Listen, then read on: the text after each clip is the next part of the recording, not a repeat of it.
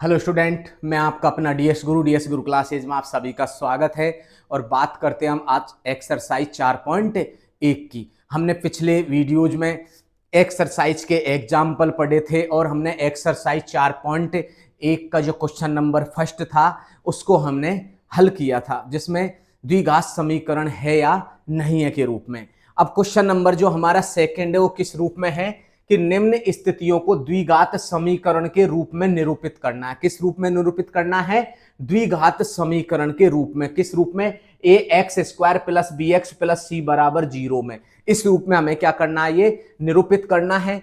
हमें आगे हल नहीं करना, क्योंकि इस क्वेश्चन में हमें ये नहीं बताया है कि क्वेश्चन को हल करना है और उनके मान याद करने हैं। केवल हमें समीकरण के रूप में निरूपित करना, हमें केवल समीकरण बनाना है, यहां तक ही कार्य करना है। अगली जो एक्सरसाइज है उसमें इस तरह के क्वेश्चनों को हम हल करेंगे, वहां पर हम मान निकालेंगे। तो क्या दे रखा है कि एक आयताकार भूखंड का क्षेत्रफल कितना है? 528 मीटर स्क्वायर। तो सबसे पहले हमें एक आयताकार भूखंड बनाना है। एक आयताकार भूखंड बनाओ। यह आयताकार भूखंड बनाया तो आयत है जिसमें क्या होती है? एक तो होती है इसमें लेंथ जिसे बोलते हैं लंबाई, और एक होती है ब्रेथ जिसे बोलते हैं इसकी चौड़ाई। दो हैं, लंबाई और चौड़ाई, दो स्थिति होती है। अब इस आयताकार, इसका क्षेत्रफल कितना दे रखा है उसने? इसका क्षेत्रफल दे रखा है, क्षेत्रफल बराबर है 528 मीटर स्क्वायर। उसने इसका क्षेत्रफल दे रखा है इस आयताकार भूखंड का। अब हमें क्या कह रहा है कि क्षेत्र की लंबाई, किसकी बात कर रहा है? इस क्षेत्र की जो लंबाई है चौड़ाई के दुगने। मतलब इसका मतलब कहना क्या चाह रहा है कि चौड़ाई का अगर हमें मान का पता हो तो हम चौड़ाई है ना का क्या कर देंगे? दुगुना। लंबाई कब होगी? कि जब चौड़ाई के दुगने से एक अधिक है। तो हम सबसे पहले किसको मानेंगे? चौड़ाई को मानेंगे। तो सबसे पहले क्या करना है हमें क्वेश्चन में? सबसे पहले माना चौड़ाई बराबर क्या है? चौड़ाई बराबर क्या मान लेते हैं? X metre. क्या मान ली? चौड़ाई इसकी एक्स मान लो या कुछ और मान लो, जो भी तुम्हें अच्छा लगे वो मान लो। एक्स मान लो, वाई मान लो, टी मान लो, फी मान लो, कुछ भी मान सकते हो। तो चौड़ाई को क्या माना हमने? एक्स मीटर मान लिया। ठीक है, क्योंकि मीटर की बात कर रहा है इसलिए मीटर में। अब आगे बात कर रहा है किसकी? अब इसकी बात करेगा लंबाई की। अब लंबाई कैसे निकालनी है हमें? लंबाई क्या कह रहा है? देखो, इस क्षेत्र की जो लंबाई है, क्या है? लंबाई है वो क्या है? चौड़ाई के दुगने से। चौड़ाई का कितना गुना है? वो क्या बोल रहा है? चौड़ाई का दुगना। मतलब चौड़ाई का दुगना। चौड़ाई का दुगना को मतलब क्या होगा? इस चौड़ाई को कितने से गुणा करना है? इस चौड़ाई को गुणा करना है 2 से, और दुगने से एक अधिक है। अधिक का मतलब क्या होता है? प्लस करते हैं।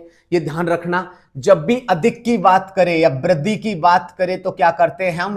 प्लस करते हैं। क्या करते हैं?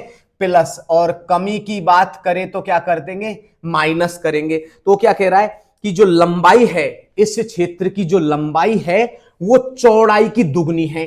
चौड़ाई की क्या है? चौड़ाई का कितना गुना है? 2 गुना। चौड़ाई का तो 2 गुना है, से एक अधिक है। एक अधिक का मतलब एक प्लस करेंगे तो एक अधिक है। चौड़ाई को क्या माना इसने? चौड़ाई को क्या मान रखा है? चौड़ाई को क्या माना था? एक्स माना है। तो एक्स को रखेंगे इसमें, तो एक्स गुणा 2 प्लस का 1 क्या हो जाएगा? 2x plus 1। ये क्या आ गई हमारी? ये आ गई हमारी लंबाई। लंबाई क्या हो गई? 2x plus 1। अब आगे क्या कह रहा है? अब क्वेश्चन में आगे क्या बोल रहा है कि हमें भूखंड की लंबाई और चौड़ाई याद करनी है। अब आयताकार भूखंड का क्षेत्रफल कितना दे रखा है? आयताकार भूखंड का क्षेत्रफल। आयताकार भूखंड का क्षेत्रफल कितना दे रखा है? 528। अब हम इस बात को जानते हैं कि आयताकार भूखंड का क्षेत्रफल क्या होता है? क्षेत्रफल होता है इसका लंबाई गुणा चौड़ाई, और बराबर लंबाई गुणा चौड़ाई बराबर है 528। लंबाई कितनी दे रखी है इसने? ये दे रखी, कितनी है? 2x प्लस का 1। और चौड़ाई कितनी है? x है। चौड़ाई कितनी है? केवल x है। बराबर 528। x को 2x से गुणा करो 2x स्क्वायर प्लस का x को 1 से गुणा करो 1x बराबर 528।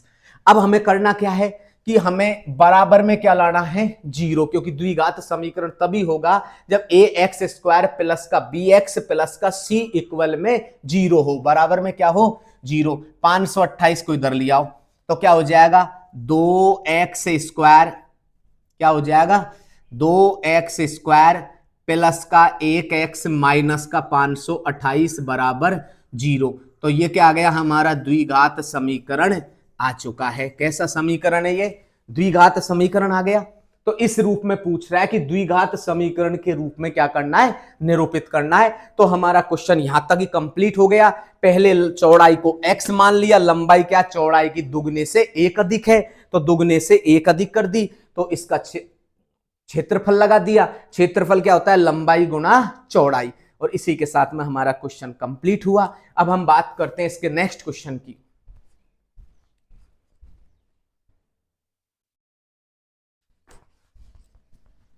तो बात करते हैं हम इसके क्वेश्चन नंबर सेकंड की। क्या है कि दो क्रमागत धनात्मक पूर्णांक, कैसे हैं दो क्रमागत धनात्मक पूर्णांकों का गुणनफल क्या है, 306 है या 360 है, इसमें 306 दे रखा है, 306 है। हमें पूर्णांकों को याद करना है, हमें किसको याद करना है, इसके पूर्णांकों को, लेकिन हमें द्विघात समीकरण के रूप में ही निरूपित करना है। किस रूप में, A X square plus B X plus C बराबर में जीरो, इस रूप में करना है हमें।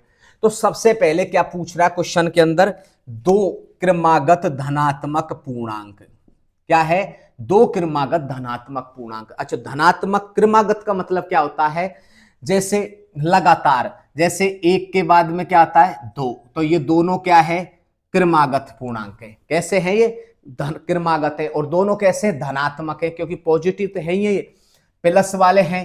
जैसे 3 और 4 है, ये भी क्या है, धनात्मक, मतलब लगातार होने चाहिए। क्रमागत का मतलब क्या होता है, लगातार, कि एक के बाद में दूसरा, दूसरे के बाद में तीसरा। तो क्या होता है लगातार, क्रमागत का मतलब क्या होता है, क्रमागत का मतलब क्या होता है, लगातार, लगातार आना।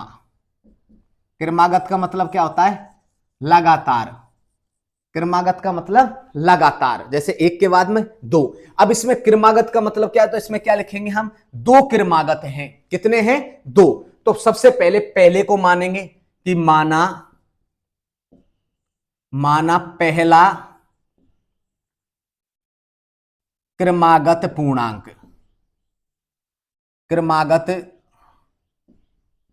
धनात्मक पूर्णांक, बताओ क्या हो जाएगा, क्या मान ले, पहले को x मान लिया, क्या मान लिया, x मान लिया। तो दूसरा क्या हो जाएगा, दूसरा क्रमागत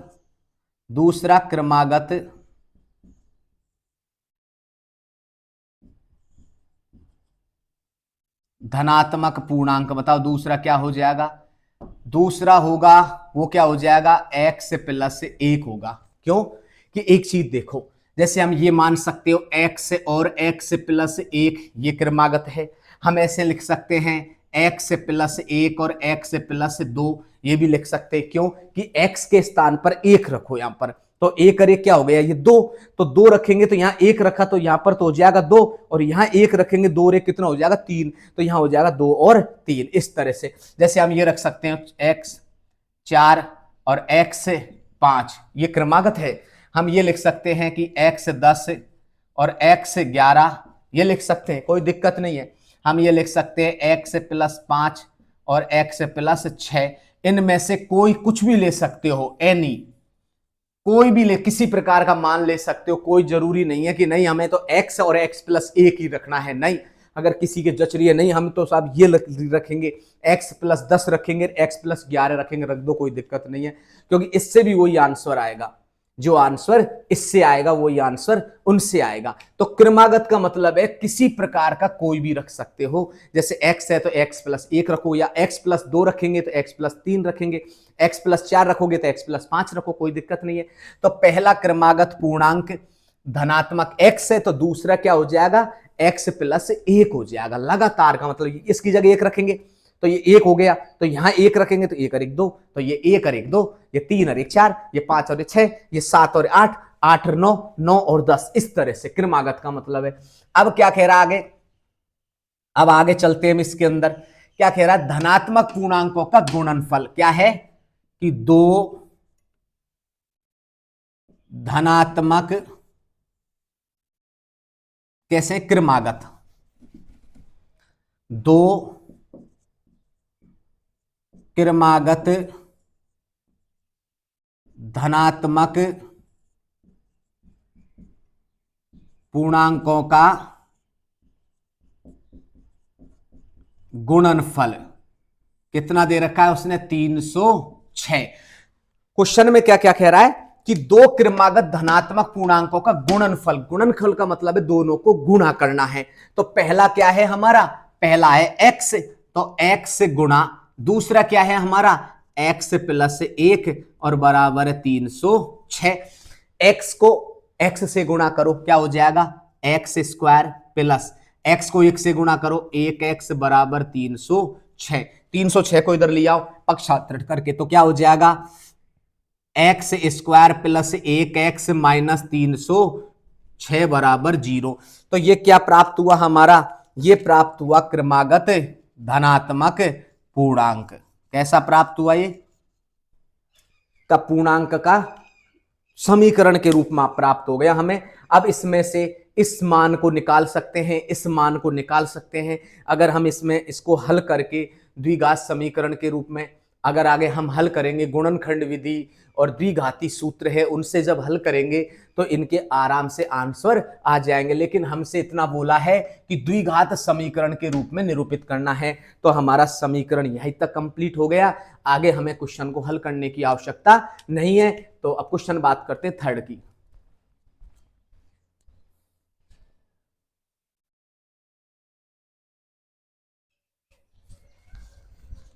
क्वेश्चन नंबर है हमारा इसका थर्ड। क्या कह रहा है कि रोहन की मां उससे 26 वर्ष बड़ी है। रोहन की मां रोहन से कितनी बड़ी है, 26 वर्ष बड़ी है रोहन से, ठीक है साहब। उसकी आयु का गुणनफल अब से, कब से, अब से 3 वर्ष पश्चात, मतलब बात की बात कर रहा है, 3 वर्ष पश्चात 360 हो जाएगी। हमें रोहन की वर्तमान आयु पूछी है। तो सबसे पहले क्वेश्चन में क्या पूछा गया है, रोहन की वर्तमान आयु। क्या पूछी है, रोहन की वर्तमान आयु। तो सबसे पहले हमें क्या लिखेंगे, माना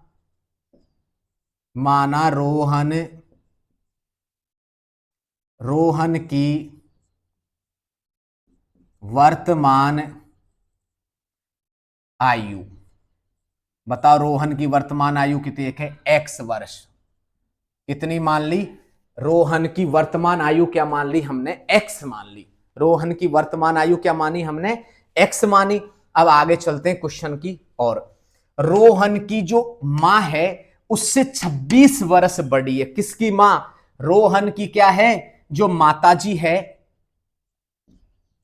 मां, इसकी रोहन की मां,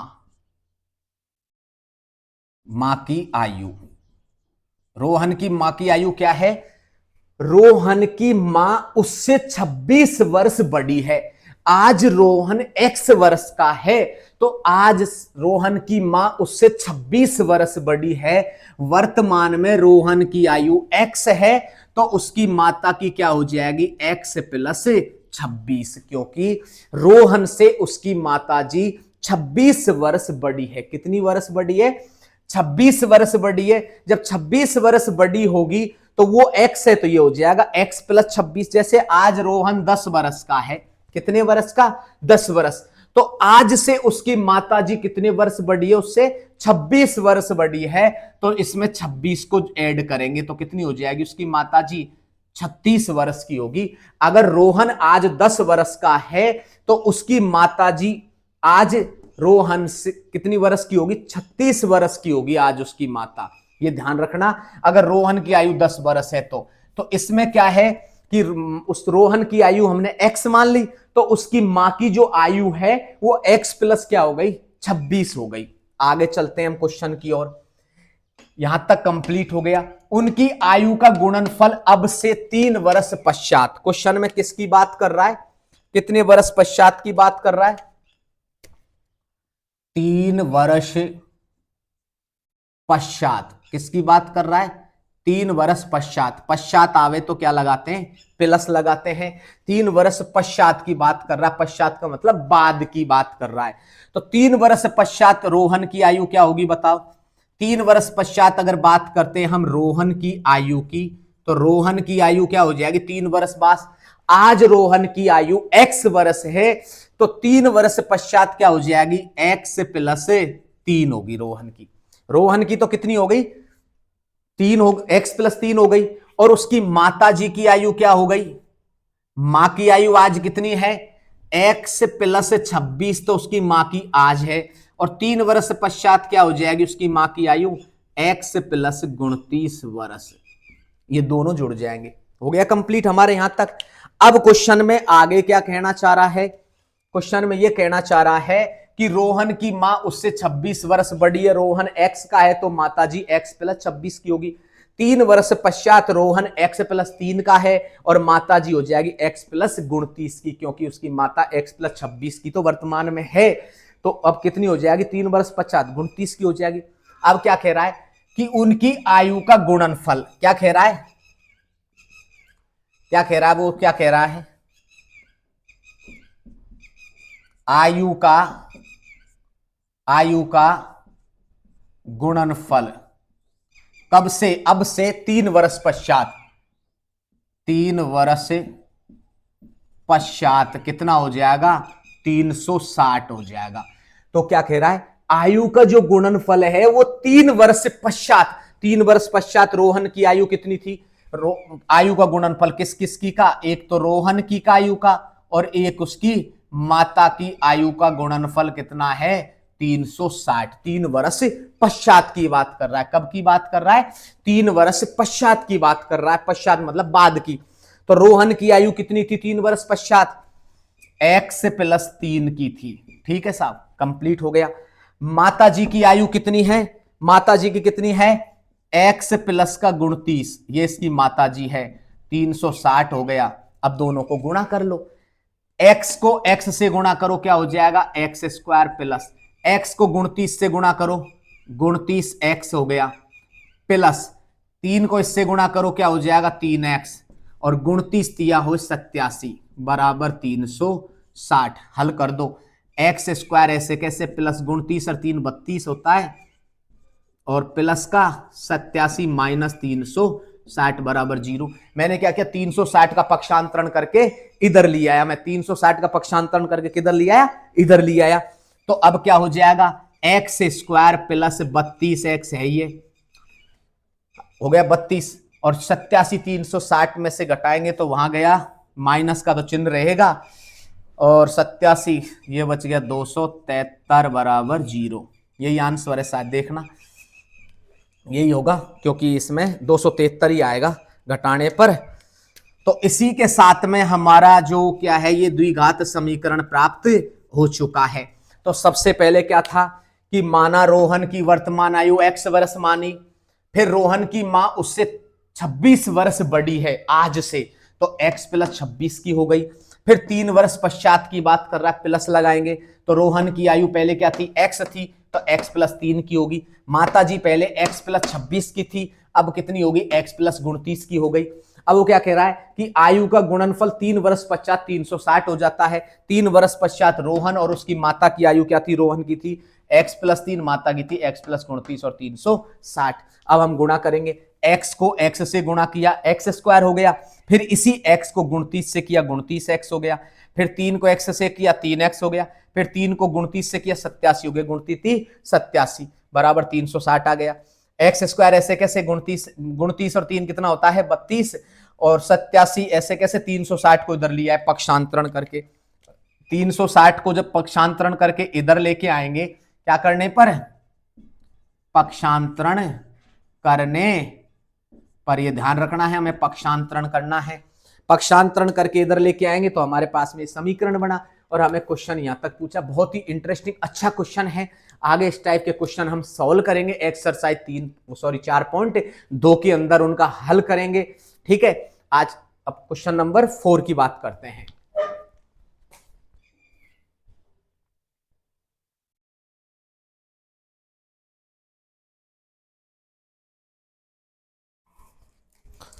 तो बात करते हैं हम इसके क्वेश्चन नंबर 4 की, जो इसका एक्सरसाइज 4.1 का लास्ट एंड फाइनल क्वेश्चन है। उसके बाद में हम एक्सरसाइज 4.2 स्टार्ट करेंगे। क्या दे रखा है, एक रेलगाड़ी 480 किलोमीटर की दूरी समान चाल से तय करती है। कैसी दूरी, समान चाल से तय करती है। यदि चाल 8 किलोमीटर प्रति हावर से कम होती है तो वह उसी दूरी को तय करने में 3 घंटे अधिक समय लेती है। हमें रेलगाड़ी की चाल याद करनी है। तो क्वेश्चन में सबसे पहले क्या दे रखा है, चाल दे रखी है। क्या दे रखी है क्वेश्चन में, चाल याद करनी है हमें। क्या याद करनी है, चाल। तो सबसे पहले देखो क्वेश्चन को जब हल करेंगे, सबसे पहले तो एक चीज समझना है हमें कि दूरी का पता कैसे चलेगा।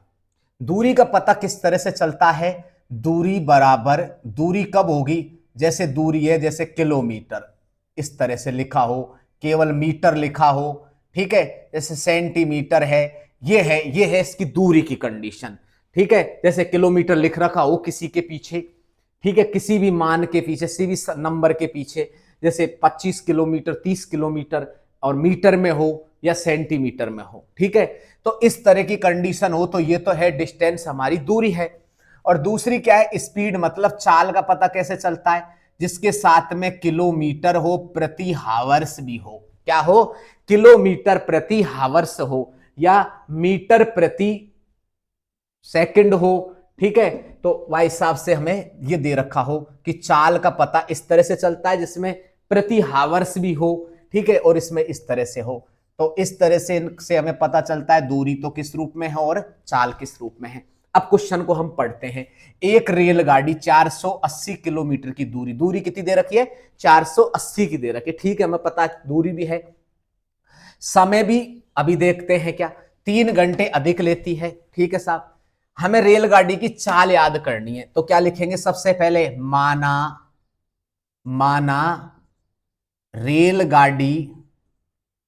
रेलगाड़ी की चाल। बताओ रेलगाड़ी की चाल क्या माने, x किलोमीटर प्रति हावर्स। क्या माना हमने, रेलगाड़ी की चाल क्या मानी हमने, x किलोमीटर प्रति हावर्स हमने रेलगाड़ी की चाल बना ली। कोई दिक्कत नहीं है इसमें से, इसको हटा दो कोष्टक को और चक्कर पड़ जाएगा। ठीक है, तो क्या है, x किलोमीटर प्रति हावर्स हमने रेलगाड़ी की चाल मान ली। अब हमारे पास में दूरी क्या दे रखी है उसने, डिस्टेंस क्या दे रखी है, स्पीड तो हमने मान ही ली, स्पीड मतलब चाल, चाल तो मान ली। अब दूरी देखते हैं, डिस्टेंस क्या है हमारा, 480 किलोमीटर। क्या है, 480 किलोमीटर।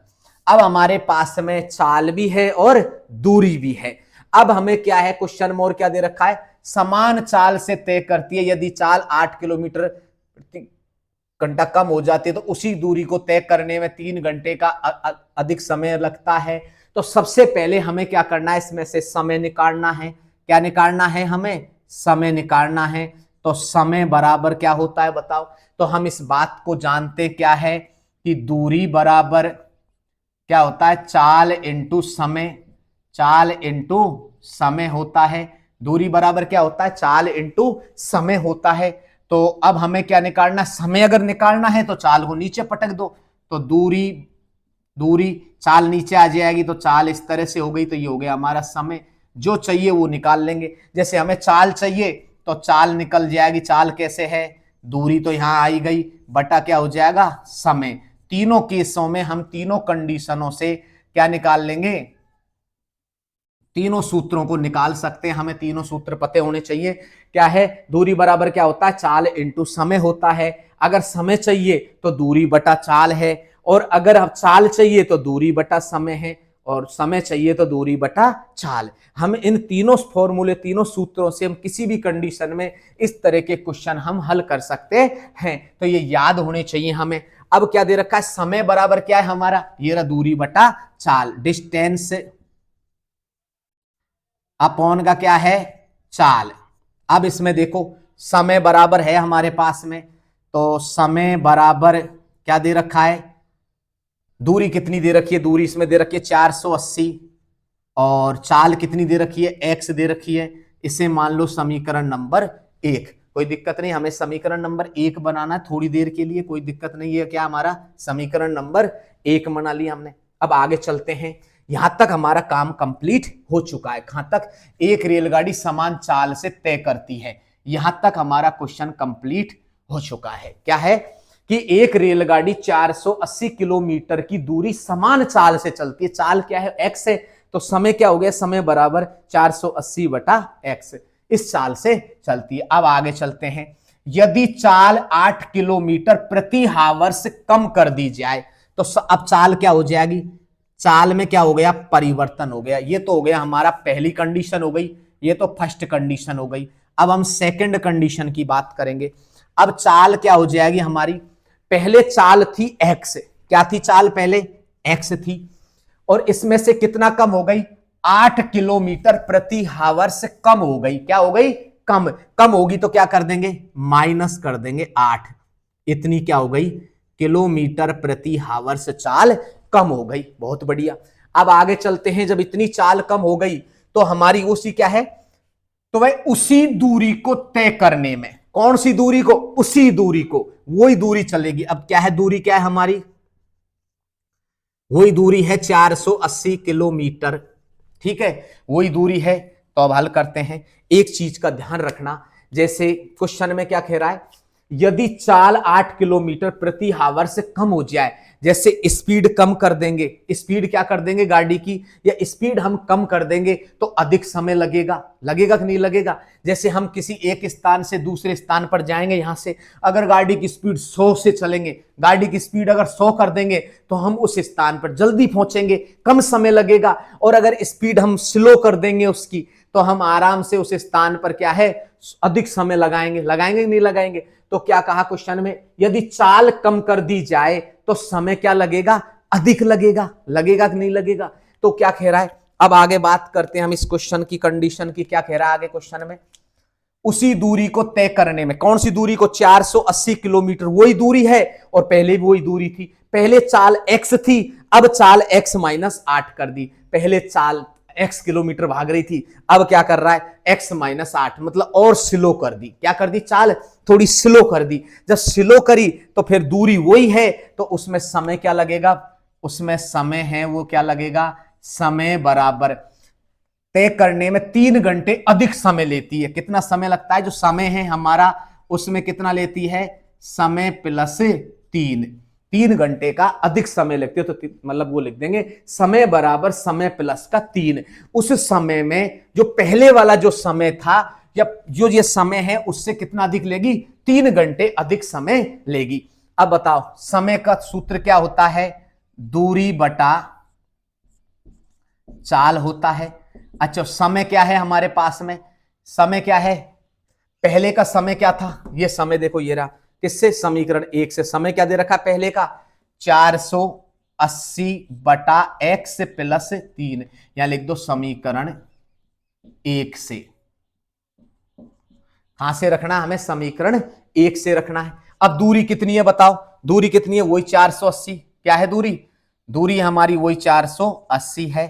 चाल कितनी है, ये रही, x माइनस 8 हो गई, और बराबर में वो कितना है, 480 बटा x प्लस का 3। भाई जो पहले जो समय लगा उससे अधिक समय लेगी नहीं लेगी, पहले जो तो स्पीड तेज थी, ठीक है, तो समय कम लग रहा था। अब जैसे ही हमने स्पीड कम करी तो वैसे ही समय 3 घंटा अधिक लग रहा है। किससे, इस समय से।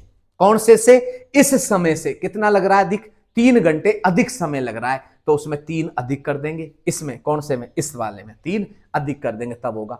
अब ऐसे करते हैं, इन पदों को एक तरफ ले आते हैं इस तरह से, तो क्या हो जाएगा हमारा 480x माइनस 8 हो गया, और ये हो गया माइनस का 480 बटा x बराबर 3। दोनों में से एलसीएम ले लेते हैं, x भी ले लेते हैं, x माइनस 8 भी ले लेते हैं।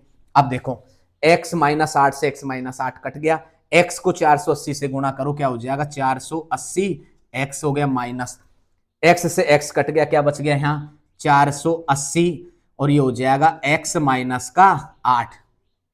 हो गया। अब सवाल को हल करते हैं हम इसमें, अब आगे हल करते हैं इसको। देखो 480 हमारा ऐसे कैसे है, x माइनस 480 को x से गुणा करो, वही 480 x हो गया, माइनस माइनस प्लस 8 को गुणा करो, 0 की 0 हो गई, 88 64 का 4 का हासिल की 6, 8 चौका 32 और 6 38 बटा नीचे क्या हो जाएगा, x को x से गुणा करो, इस x को x से गुणा करो, क्या हो जाएगा x स्क्वायर माइनस का 8x और बराबर में क्या हो गया हमारा 3, बराबर में क्या हो गया 3। अब हम इसको क्या करेंगे, इधर की साइड में लेके आएंगे, यहां पर जो ये सूत्र है इनको थोड़ी देर के लिए हटा देते हैं क्योंकि अब इनकी आवश्यकता नहीं है।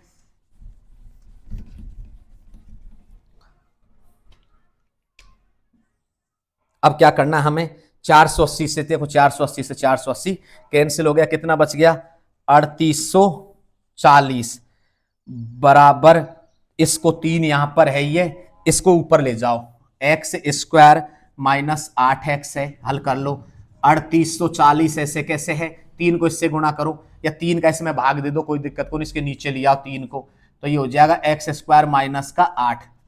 अब इसको हल करो, बताओ 3800 इसमें 12 दो 1200, शायद 3840 में भाग 12 का देंगे, जब 2 एकम सॉरी 3800 में 3 का देंगे ना, 3 एकम 3, 3 दूनी 6, 2 बच गया, 3 अट्ठो 24, कितने का आ गया, ये आ गया हमारा 1280, कितना आ गया 1280 बराबर एक्स स्क्वायर माइनस का 8x। ऐसे करो, इसको इधर ले चलो पक्षांतरण करके, पक्षांतरण करके इधर ले जाएंगे तो क्या हो जाएगा, ये एक्स स्क्वायर आई जाएगा, माइनस का 8x हो गया और माइनस का 1280 हो जाएगा, बराबर में 0। ये हमारा समीकरण प्राप्त, दो ज्ञात समीकरण प्राप्त हो गया। अब इसे थोड़ा समझो एक बार, वापस इस क्वेश्चन को थोड़ा समझते हैं हम, बहुत ही लाजवाब क्वेश्चन है, अच्छा क्वेश्चन है।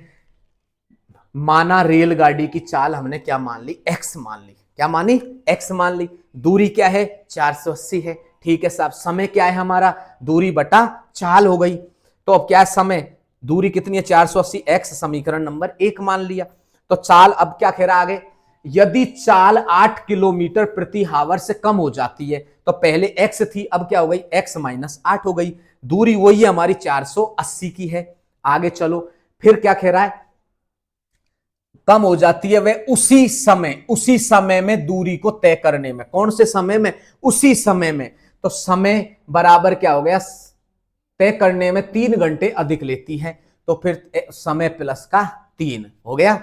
अब क्या है, दूरी बटा चाल हो गया, क्या हो गया, दूरी बटा चाल हो गया, ये समय था, इस समय की स्थिति क्या है, समीकरण 1 से यहां से मान रख दो, ये हो गया हमारे पास में, तो ये इसमें मान रख दिया, 480 बटा x माइनस 8 बराबर 480 बटा x प्लस का 3। अब एक काम करते हैं, इसको उठा करके इधर लिया है, ये इधर आ गया, ये 3 हो गया, ठीक है। अब यहां पर हमने क्या किया, x और x माइनस 8 एलसीएम ले लिया, x माइनस 8 से x माइनस 8 कट गया, x बच गया, x को 480 से गुणा करेंगे 480 हो जाएगा, फिर x से x कट गया, x प्लस x माइनस 8 बच गया, 480 है, ऐसे कैसे रख दिया, 480 x ऐसे कैसे, 480 को x से गुणा करो, 480 x हो गया, 480 को 8 से गुणा करेंगे तो 3840 हो गया, माइनस माइनस प्लस हो गया। अब ये x को x से गुणा करेंगे x स्क्वायर, 8 को x से करेंगे 8x हो गया, ठीक है साहब, आगे ले आते हैं। अब इसको इस तरह से क्या किया, यहां पर 3840 बच गया, ऊपर 3 बच गया, इसको ऐसे कैसे, 3 नीचे पटक दिया, 3 मैंने क्या किया, नीचे पटक दिया, 3 से 3840 काट दिया, 1280 बार, 1280 हो गया, एक्स स्क्वायर ऐसे कैसे, 8x ऐसे कैसे। अब ऐसे करते हैं, 1280 को इधर ले जाते हैं पक्षांतरण करके, तो एक्स स्क्वायर हमारा ऐसे कैसे, 8x हमारा ऐसे कैसे, और ये इधर गया तो किसका हो गया, माइनस का। तो ये प्राप्त हो गया हमारा समीकरण। इसी के साथ में हमारी एक्सरसाइज 4.1 कंप्लीट हुई। आशा करता हूं कि आपको अच्छी तरह समझ में आया होगा, और कमेंट सेक्शन में जाकर के हम जो भी समस्या है उनका हम समाधान करेंगे। आप कमेंट सेक्शन में डाल दो कि हमें ये प्रॉब्लम है, ये क्वेश्चन हमें पूर्ण रूप से समझ में नहीं आया, तो उसे हम फिर से समझाने का प्रयास करेंगे अगले वीडियो में। तो आज के लिए इतना ही काफी, ठीक है।